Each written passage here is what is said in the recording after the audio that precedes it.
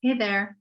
So I thought I would talk about this is actually our Sunday lesson, but the recording came out so crazy. So I'm just recording it under like controlled conditions.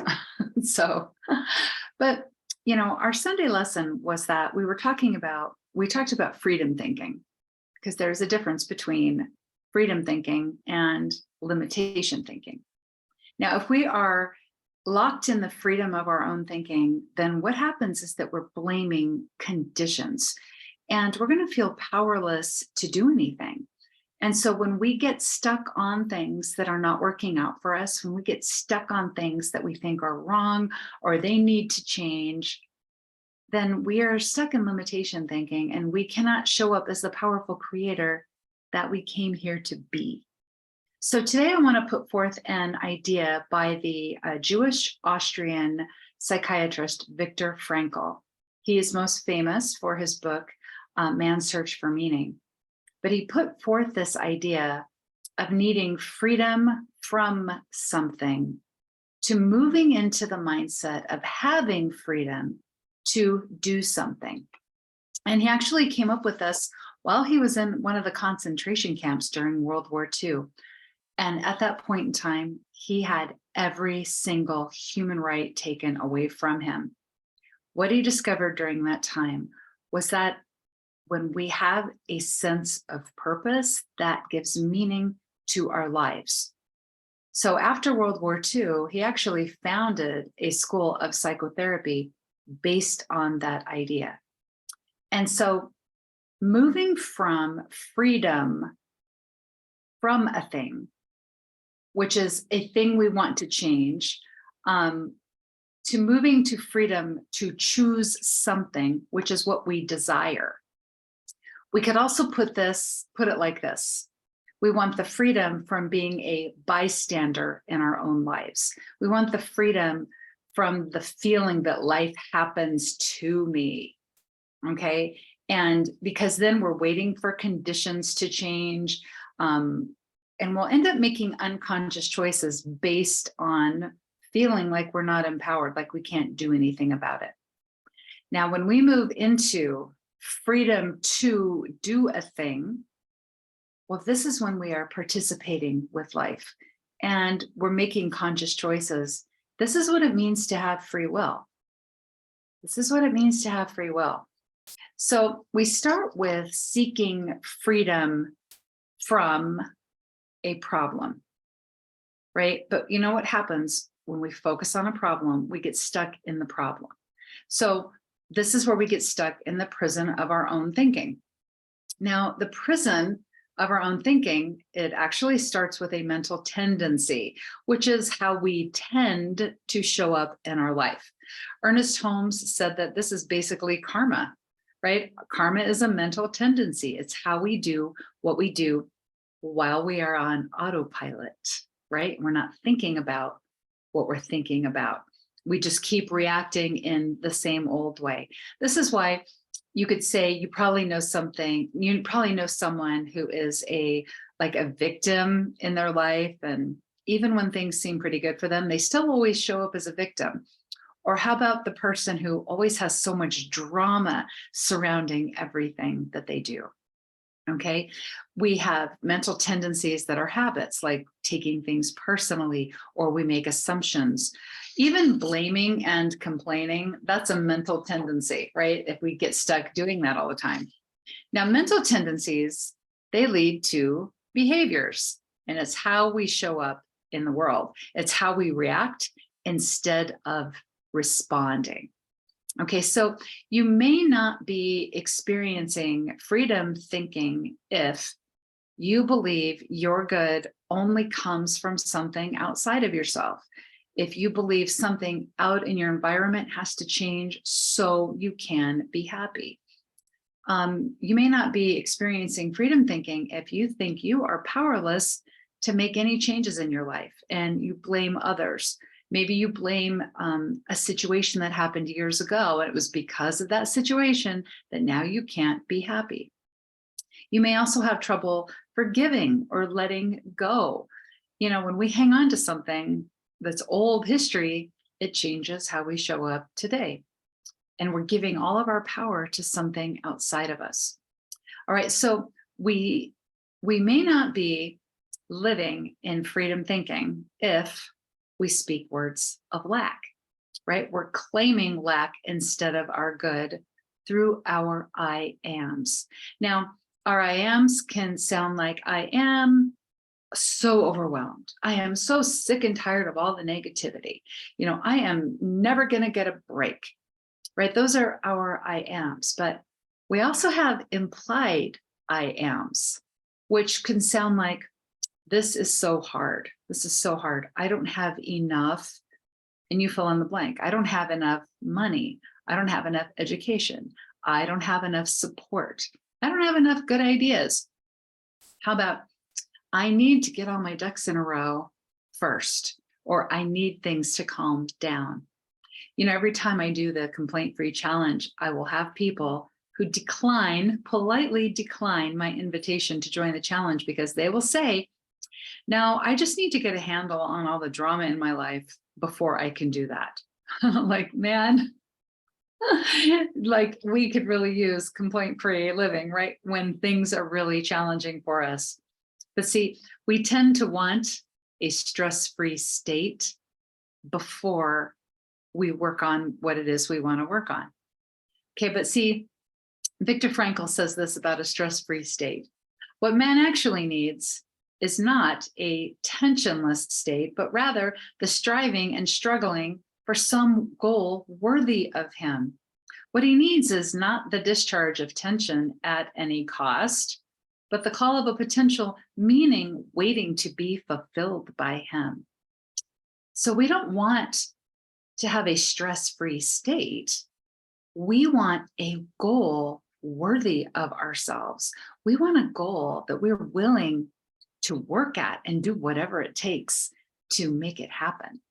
Okay, so to experience freedom thinking, we have to move from this idea that we have to be free from something. We have to be free from our problems. We have to be free from all this stress, right? We have to be free from money worries first before we can be happy, because that's the only way we can move into the space of free will, moving into the mental space of having the freedom to do something, to do what we want to do. Now, this really just requires that we have awareness of the contrast in our lives.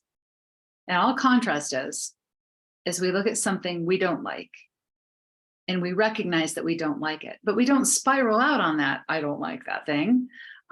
Instead, we decide, okay, I don't like that. So what do I want, right? What would I like?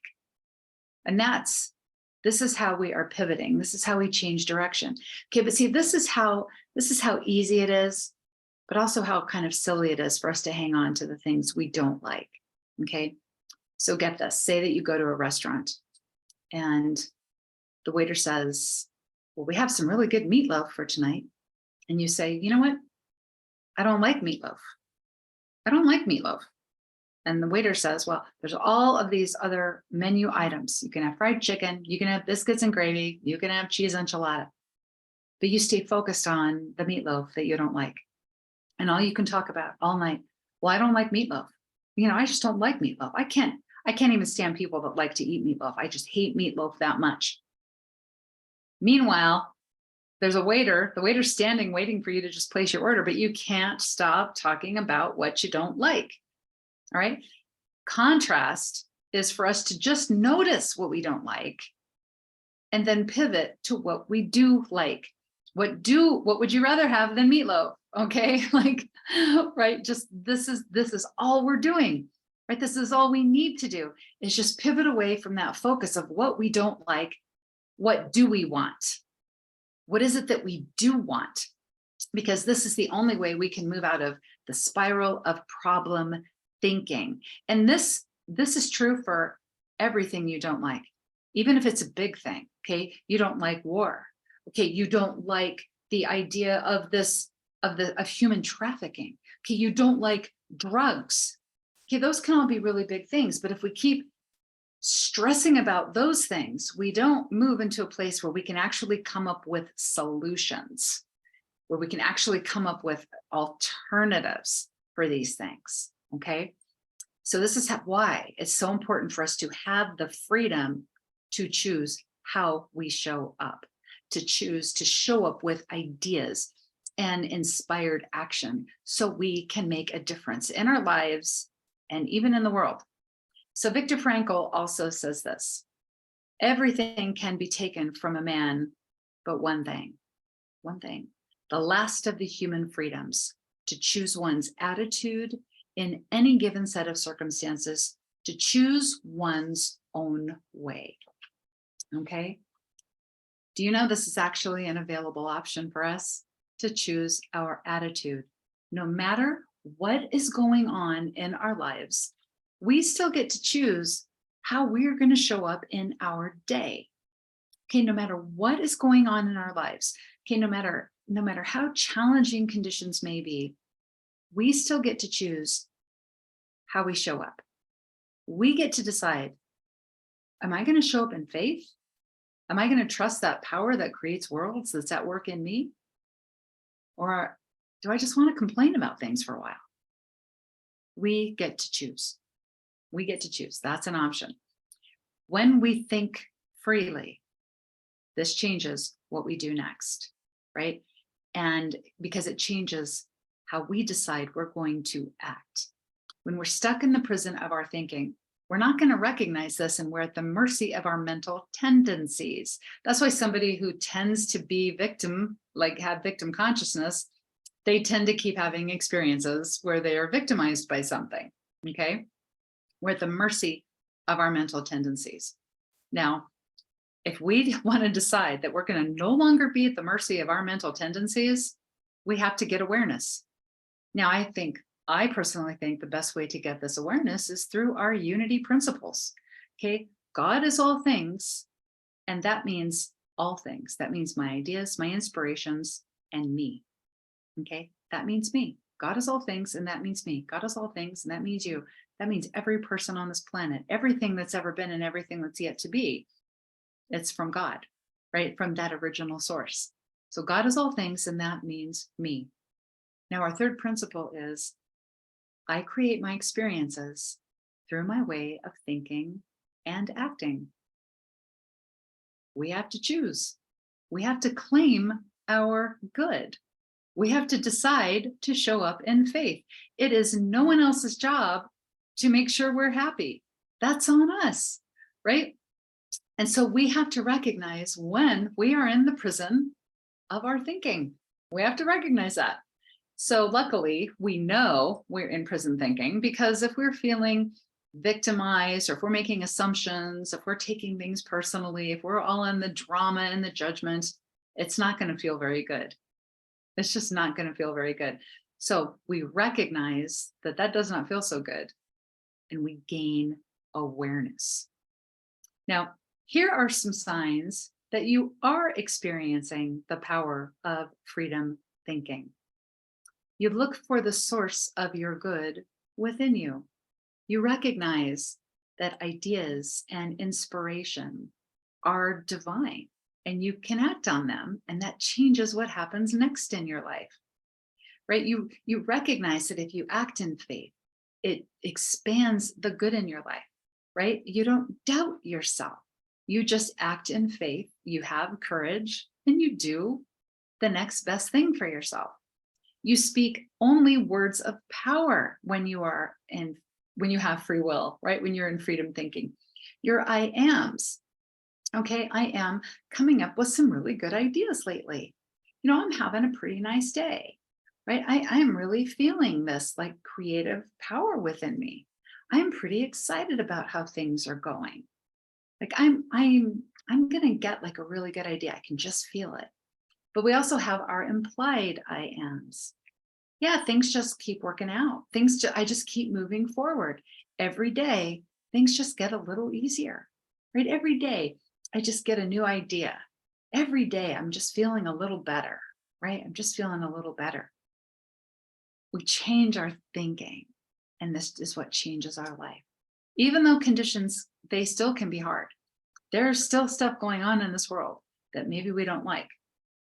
But when we are in the power of freedom thinking, we make choices that honor the divine being that we really are. We make choices that honor the divine in other people, right? Instead of like having this urge to set everybody straight, right?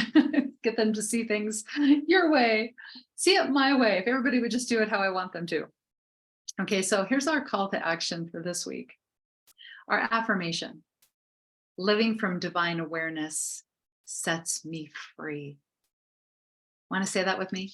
Living from divine awareness sets me free. When we are in the prison of our thinking, we're not aligned with our inner being, and we're not aligned with the life that we desire to create. When we're in the prison of our thinking, we are just a bystander, and our inner compass is spinning wildly because it cannot get direction, because it's focused everywhere out here where we're complaining or we're blaming or we're not liking or we are judging, right? Our inner compass, that's our heart, and it needs our attention within.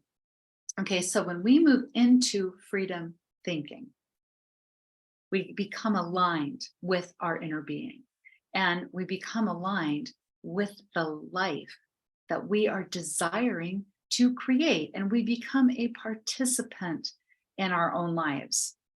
Our inner compass points to our true north, and we can change direction then from what we don't want, what we don't like, what we don't approve of, right? What we don't think should be happening.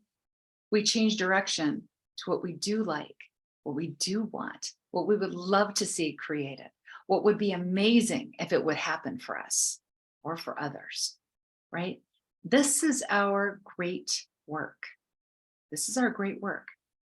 Changing our thinking to change our life. Okay, this is our great work. There's always going to be contrast, always going to be contrast. There will always be something in your life that you don't like, right? That you don't care for, that you wish never happened, that you wish wouldn't happen, right? There's always going to be that. But what that means is that there will always be something that's even greater, something we want to create, something meant, to grow in our lives, right? There's some good to be called forth for every bad thing that we want to stop, right? There's good to be called forth. So I have an invitation for you. At some point this week, and this is for all of us, we're going to find ourselves at a crossroads, and we're going to tell ourselves we don't know which way to go. We're going to tell ourselves that. But we're going to have to choose between, I don't want this, right? I don't want this. Now, we might be tempted to lament on it. I don't want this, and this is why I don't want this, because I don't like it, and because it's wrong, and because it does all these terrible things in the world. I don't want this. I don't want this. I don't want this. I don't want this, right? But we'll also have the choice to choose something better. Okay? I don't want this. What I want is this, because this would make life so much better. This would bring ease and grace into the world, right? This would allow me to show up with more compassion, right? This is what I want. So the thing is that if God is the everywhere and infinite presence that it is, and would have to be, then what actually is a problem in our life? If God is everywhere present, then what actually is a problem? When we live from our divine awareness and choosing what it is that we desire, even in the midst of problems, we call forth solutions. If God's everywhere present, God can be called forth from everywhere in the form of solutions, in the form of greater things, in the form of greater good, in the form of greater love, right? In ideas and in inspirations. God is called forth through all those things, but only when we are in our divine awareness, right? Of who we really are and what it is that's working through us, for us, and as us. And that is how we are creating heaven on earth.